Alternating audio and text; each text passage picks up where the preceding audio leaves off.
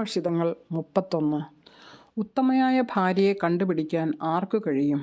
അവൾ രത്നങ്ങളെക്കാൾ അമൂല്യയത്രേ. ഭർത്താവിൻ്റെ ഹൃദയം അവളിൽ വിശ്വാസമർപ്പിക്കുന്നു, അവൻ്റെ നേട്ടങ്ങൾ വർദ്ധിക്കുകയും ചെയ്യുന്നു. അവൾ ആജീവനാന്തം ഭർത്താവിന് നന്മയല്ലാതെ ഉപദ്രവം ചെയ്യുന്നില്ല. അവൾ രോമവും ചണവും ശേഖരിച്ച് ചുറുചുറുക്കോടെ നെയ്തെടുക്കുന്നു. അവൾ വ്യാപാരിയുടെ കപ്പലുകളെപ്പോലെ അകലെ നിന്ന് ആഹാരസാധനങ്ങൾ കൊണ്ടുവരുന്നു.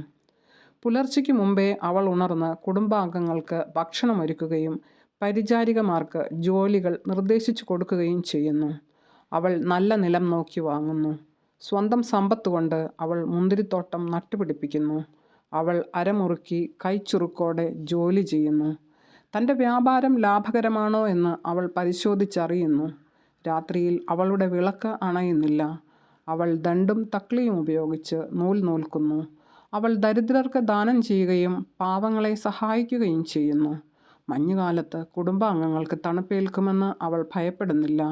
അവർക്ക് ധരിക്കാൻ ഇരട്ട വസ്ത്രങ്ങളുണ്ട്. അവൾ സ്വയം വിരിപ്പുകൾ നിർമ്മിക്കുന്നു.